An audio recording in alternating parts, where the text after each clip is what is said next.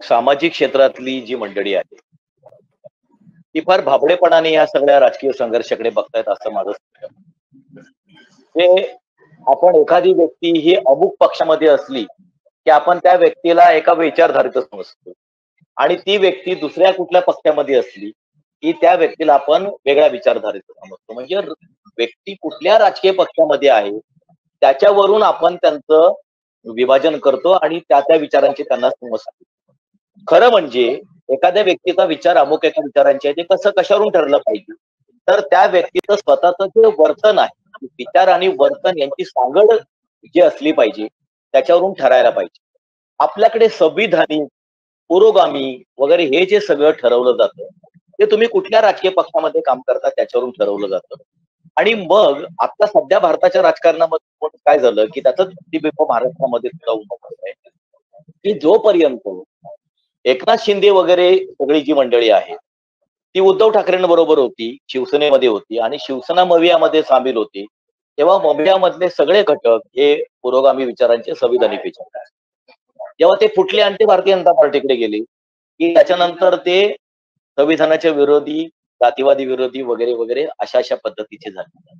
खऱ्या अर्थाने जर बघायला गेलं, तर हा राजकीय पक्षांमधला, राजकीय व्यक्तींमधला सत्ता मिळवणे आणि सत्ता जाते की काय म्हणून ते टिकवणे याच्यामधला खरा बघायला गेलं तर संघर्ष आहे.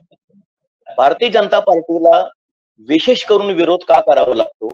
कारण भारतीय जनता पार्टी भारतीय संविधानाची म्हणून ती काय ह्या देशाला एक चौकट आखून दिलेली आहे आणि त्या संविधानाने मापदंड घालून दिलेले आहेत की कशा पद्धतीने तुम्हाला सत्ता चालवायची आहे, तुम्हाला काय काय अधिकार आहेत, त्याच्या मर्यादा काय आहेत, नागरिकांसाठी काय करायचं, इथल्या अल्पसंख्य वर्गांचं कसं त्यांच्या हक्कांचं संरक्षण करायचं आहे, समाज घटकांसाठी काय केलं पाहिजे, हे सगळी संविधानिक कर्तव्य बाजूला ठेवून स्वतःचा एक जो पुरसट विचारांचा अजेंडा आहे, तो भारतीय जनता पार्टीने या देशामध्ये सत्तेच्या जोरावरती राबवायला घेतला आणि तो फळाला येण्यासाठी म्हणून ज्या कुठल्या मार्गाला जायचं असेल, ते कुठलेही विधिनिषेध त्याचे न बाळगता वाटेल त्या स्तराला जाऊन म्हणजे अगदी आताच्या निवडणुकांमध्ये शेवटच्या टप्प्यामध्ये नरेंद्र मोदींची भाषणांमधली जी भाषा होती, ही भाषा म्हणजे भारतीय राजकारणाच्या आतापर्यंतच्या राजकारणामधली सगळ्यात गलिच्छ आणि खालच्या स्तरावरची भाषा होती.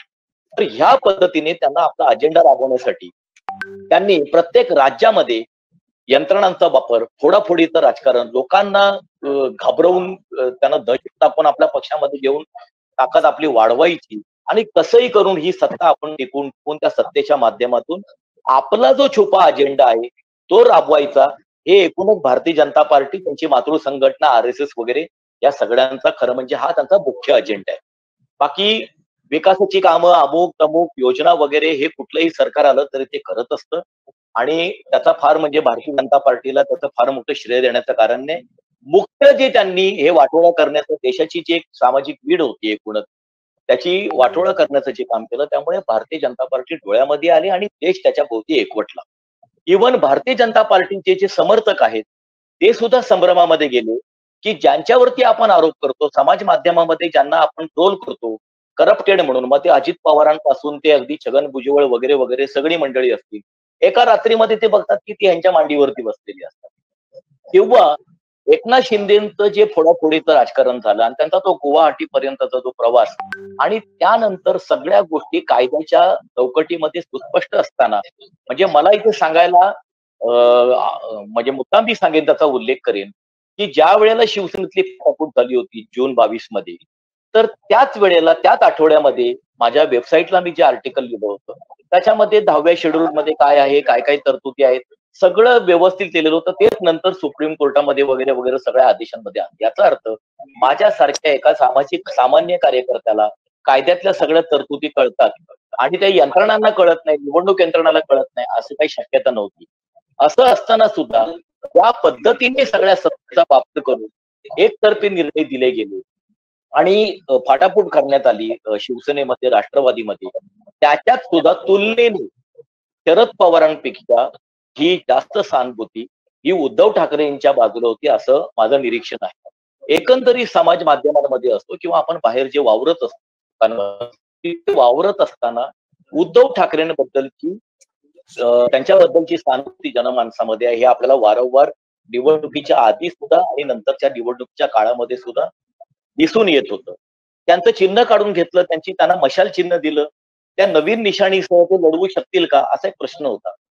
इकडे कल्याण लोकसभा मतदारसंघामध्ये ज्या ठिकाणी मी राहतो, ज्या मतदारसंघामध्ये वावरतो, तिथे श्रीकांत शिंदे हे मुख्यमंत्र्यांचे सुपुत्र उमेदवार होते आणि त्यांच्या विरोधामध्ये वैशाली दरेकर या उमेदवार होत्या उद्धव ठाकरेंच्या शिवसेनेच्या. तर त्या तशा इतक्या सक्षम उमेदवार म्हणून तिथं नव्हत्या, ज्याला एक सक्षमतेचे मापदंड लावले जातो तशा त्या नव्हत्या. त्यांनी फार जोमाने जोशाने प्रचारही केला नाही. परंतु निवडणुकीच्या आदल्या दिवशी आणि निवडणुकीच्या दिवशी आणि निवडणुकीच्या दुसऱ्या दिवशी मी जिथे कुठे जायचो, इव्हन म्हणजे शिंदे शिवसेनेचे पदाधिकारी भेटायचे, ते सुद्धा असं सांगायचे की काय कळत नाही, पण सगळीकडे मशालच ऐकायला येते. मला फार आश्चर्य वाटायचं आणि मला कुठेतरी मनातून एक असं वाटायचं की इतकी जर मशाल चालली असेल तर वैशाली दरेकर निवडून येतील का? तशी परिस्थिती दिसत नव्हती. श्रीकांत शिंदेच निवडून येतील असं वाटत होतं. पण इतक्या आश्चर्यकारक ठिकाणाहून मशालचं एक माहोल जो आहे तो ऐकायला मिळत होता आणि ते जरी वैशाली दरेकर निवडून नाही आल्या तरी त्यांनी जे 2.5 लाखांपर्यंत त्याच्यावरती ते मतदान केलेलं आहे त्याच्यामध्ये ते प्रतिबिंबित झालेलं आहे. एकनाथ शिंदेंनी त्यांच्याकडे ठाणे जिल्हा आज नाहीये, त्यांच्याकडे ज्या गेल्या 5 वर्षामध्ये ते पालकमंत्री सुद्धा होते आणि एक प्रकारचा सत्ताधीश असतो एखाद्या जिल्ह्याचा, तसं प्रकारचं शिंदेचं इथे वातावरण असल्यामुळे ती लढाई वन साइड झाली. परंतु उद्धव ठाकरेंबद्दलची जी सहानुभूतीचं जे वातावरण आहे ते एकूणच सगळ्या महाराष्ट्रामध्ये ते वातावरण होतं. आणि तुम्ही जर बघाल की निवडणुकीच्या काळात भारतीय जनता पार्टीच्या सगळ्या नेत्यांनी मविया मधल्या कुठल्या नेत्याला जर टार्गेट केलं असेल तर ते जास्त करून ते उद्धव ठाकरेंच्याच मागे लागले होते. फार खालच्या पातळीला तरी सुद्धा उद्धव ठाकरेंना मात्र चांगली मतं पाहायला मिळतात.